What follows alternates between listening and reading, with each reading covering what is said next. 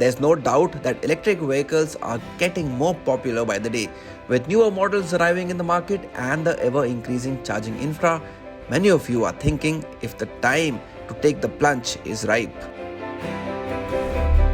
So this week for a few days, I'm going to trade my regular petrol-driven car with an electric car and share my experience with you of driving a vehicle like this in the urban chaos. So range anxiety, charging issues, how the entire experience is of using an electric car in your day-to-day life. So let's see how it goes.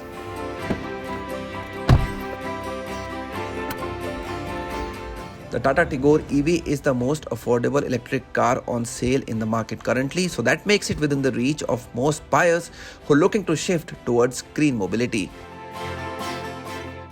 Now, if you haven't driven an electric vehicle before, you'll have to get used to some things when you're driving it for the first time. For example, the sound or the noise, because there isn't any. This is a car that runs on batteries. There's no internal combustion engine here, so there's no sound to hear that's coming internally from your car. So you have a silent cabin, but then you hear the exterior sounds a lot more than your regular petrol or diesel driven car. So the outside traffic or any exterior sound creeps in a bit more inside the cabin when you're driving the car.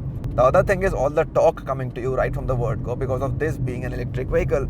It's not something we're used to on petrol or diesel driven cars, but here you have all the torque, so you have to be a little careful about that. Sometimes you feel that the car is responding a bit more aggressively than what you want it to, so that is something you have to keep in control. I also noticed a stiffer suspension on the Tigor EV when compared to the petrol version of the car, but that also means that out on the open roads you can have a bit more fun while taking corners. The heavy battery pack also does not come in the way of a car that handles well.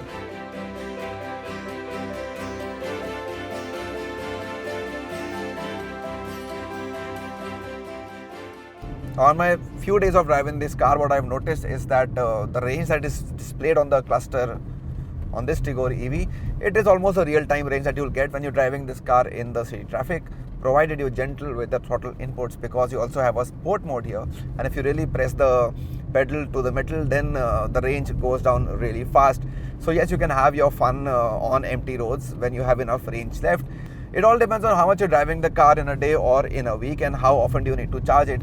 So for example, if I drive say 20-25 kilometers in a day, because that's my daily commute from home to work and back, then I don't need to charge my car beyond once every week, and then I can still have fun on the empty road because I have enough charge left. You also have the sport mode here, remember, so the enthusiast in you can actually have a lot of fun provided you have an empty road and some good charge left in the car. Single pedal driving is what comes in handy if you want more range out of your car. Regenerative braking is a boon here, although different levels of regen are not present on this car, unlike the Nexon EV or the MG ZSEV. And when it comes to charging, the trick is simple. The idea is to get a top up whenever it is feasible and not wait for the batteries to run out completely.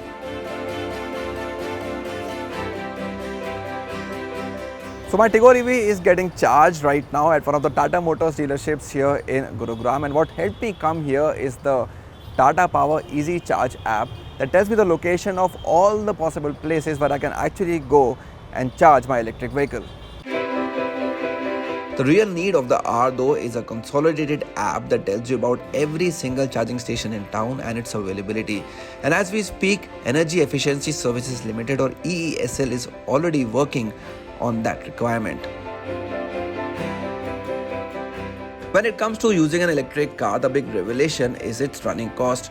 For a car that runs on petrol, for which you spend around 10 rupees per kilometer, on an electric vehicle your running cost can drop to as low as 2 rupees per kilometer.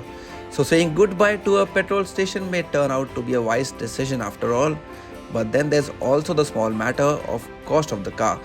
While the top variant of the Tata Tigor AMT is priced at 8,28,000 rupees ex-showroom, for the EV you'll end up spending up to 5 lakh rupees more depending on the subsidies available.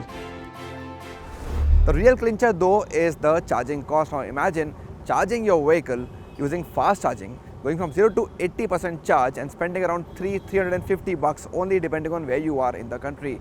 That's pretty neat, isn't it? Now apart from saving the environment, if you're saving a lot on the running cost as well, you won't really mind it, will you?